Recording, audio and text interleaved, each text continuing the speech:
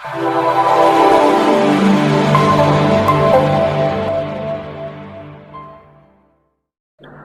تغابن مدنی ہے، 18 آیات اور 2 رکوع ہے، نزول میں 108 ہے اور ترتیب میں 64 ہے۔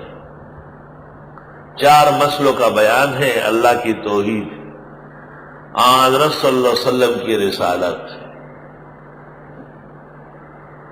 اور ایمان بالآخرت، اور دین کے لیے مصائب اور شدائد پر استقامت۔ سورت میں 4 مسئلوں کا بیان ہے۔ تنزیہ، تسبیح، تقدیس کے ضمن میں توحید ہے۔ اطیعوا اللہ والرسول، رسول اللہ صلی اللہ علیہ وسلم کی رسالت پر ایمان ہے۔ لتبعثن، بعث بعد الموت کا تذکرہ ہے، قیامت پر ایمان کی دعوت ہے۔ وما اصاب من مصیبت الا باذن اللہ، مصائب اور شدائد دین پر صبر و استقامت ہے۔ سورت اکسیر ہے رد بلیات کے لیے، اور سورت اکسیر ہے حصول شفا کے لیے۔ 24 گھنٹے میں 1 مرتبہ اہتمام سے پڑھی جائے، اللہ ہر دعا قبول کرے گا، مراد دے گا، سرخروئی نصیب کرے گا، غم ہم چھٹ جائے گا۔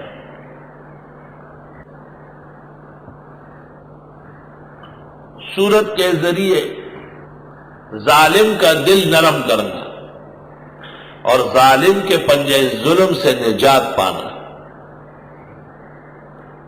اور ظالم کے مقابلے میں مظلوم کا فتح یاب ہونا، اس کا نسخہ اکسیر ہے۔ پڑھنے کے 2 طریقے: مطلقاً کسی وقت بھی پڑھو، اور 41 مرتبہ پڑھ کر پھر ایک وقت متعین کر کے پڑھو،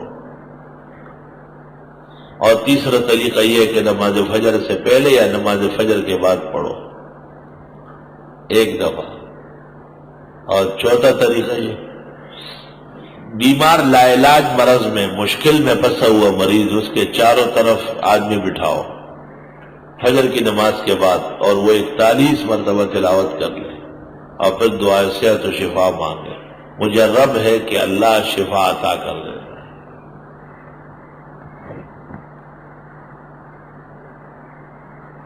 اللہ اکبر، سمجھ گئے؟ یاد ہے تجھے؟ کب یاد کرو؟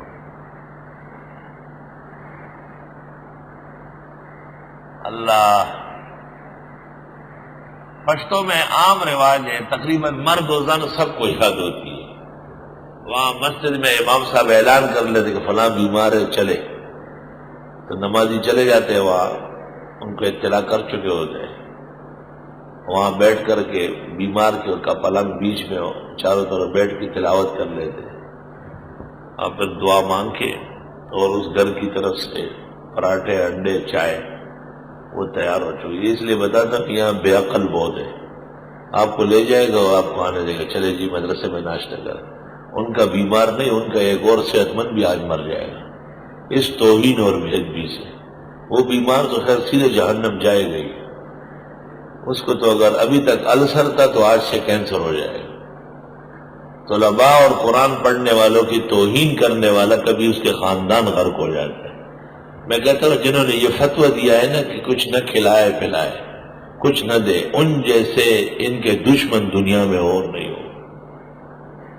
فتوے کی نظر میں اس سے غلط فتویٰ کائنات میں نہیں ہے۔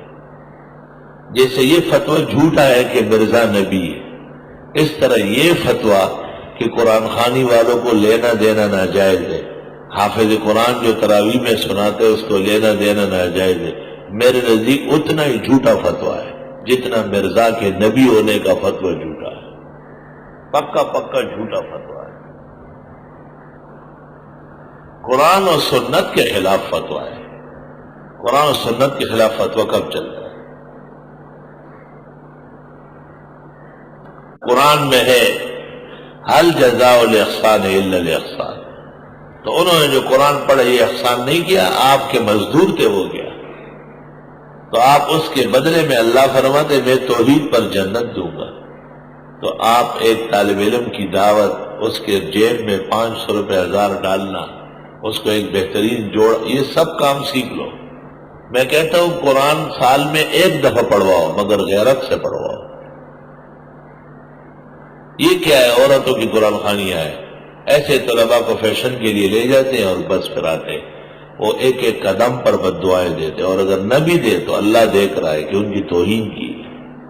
گھنٹہ 1.5 گھنٹہ اس کے گھر میں بیٹھے رہے اور خالی آتا ہے، نہ اپنے معمور کرے، لبریز کرے۔ یہ فتویٰ جس میں حافظ قرآن کو یا قرآن خوانی پر لینا دینا منع کیا، یہ فتویٰ غلط فتویٰ ہے۔ میں نے تحریراً تقریراً تحقیقاً اس کا ہر زمانے میں رد کیا ہے، اور آج کل ہمارا رسالہ شائع ہے، دینی امور پر اجرت لینا جائز ہے۔ اصل یہ تحریر تھی فتویٰ بابت اکرام حافظ، اور یہ حضرت الاستاذ مفتی اعظم پاکستان مولانا مفتی ولی حسن اور مفتی رشید کی موجودگی میں پیش ہوا ہے۔ الحمدللہ دونوں نے اتفاق کیا کہ اس کا رد نہ کیا جائے، اس کے فوائد بہت زیادہ ہیں۔ اصلاً یہ ڈاکٹر عثمانی کے خلاف لکھا گیا تھا، طلبہ یاد رکھے آپ، اس کے ساتھ یہ لکھنا چاہیے تھا کہ ڈاکٹر عثمانی جو شیطان پارٹی کا بڑا تھا اور اس نے حزب الشیطان بنایا تھا اور لوگوں کو دھوکہ دینے کے لیے اس کو حزب اللہ کہتا تھا، اس کی ایک تحریر شائع ہوئی تھی، کیا دینی امور پر اجرت لینا جائز ہے؟ یہ مؤذن اذان کی تنخواہ دیتا ہے، یہ امام امامت کی تنخواہ لیتا ہے، یہ مفتی یہ مدرس تنخواہیں لیتے ہیں، ان کے پیچھے نماز پڑھنا، ان کی اذان پر کلمہ پڑھنا اور ان کی اذان پر آ کے جماعت میں شریک ہونا، ان سے فتوے مانگنا حرام نہ جائے، یہ مجرموں کی جماعت، اس کا رد میں نے کیا ہے۔ لوگ ایسے شارٹ کٹ لگاتے ہیں، شارٹ کٹ نہیں ہے، اس کے درمیان میں دریا ہے پورا۔ تو میں نے کہا دینی امور پر اجرت دینا چاہیے، ایک تو اس لیے کہ قرآن و سنت میں ہے ان خیر ما اخذتم علیہ اجرا کتاب اللہ، اور دوسرا یہ کہ ہمارے امام صاحب سے نقل نہیں ہے، اس میں صاحب مذہب سے نقل نہیں ہے، تو اتنے مولویوں سے میں کہاں ڈرتا ہوں، ان کا جواب میں کر سکتا ہوں، میں نے جواب دے دیا اس کو، اتنے سے کام نہیں چلے گا۔ حافظ قرآن کے لیے بہترین انعام ہونا چاہیے۔ اس دن ہم ایک جگہ گئے، وہاں پر 2 بچوں نے قرآن تراویح میں پڑھا تھا، میں نے وہاں کے مسٹر سے پوچھا کہ ان کو کچھ انعام و اکرام کیا؟ کہ نہیں یہاں عادت نہیں ہے۔ میں نے کہا یہاں ذلیل کرنے کی عادت ہے؟ میں نے کہا جس رات حرم شریف میں تراویح میں ختم ہوتا ہے تو وہاں ایک باب ہے حرم میں، وہ بند کیا جاتا ہے لوگوں کے آنے جانے کے لیے، کیونکہ اس سے بادشاہوں کے ہدایہ آتے ہیں اور بڑے بڑے بکسے ہوتے ہیں، سونا اس میں ہوتا ہے، ڈالر اس میں ہوتے ہیں، اماموں کو پیش کرنا۔ حنابلہ کے نزدیک بہت ضروری ہے۔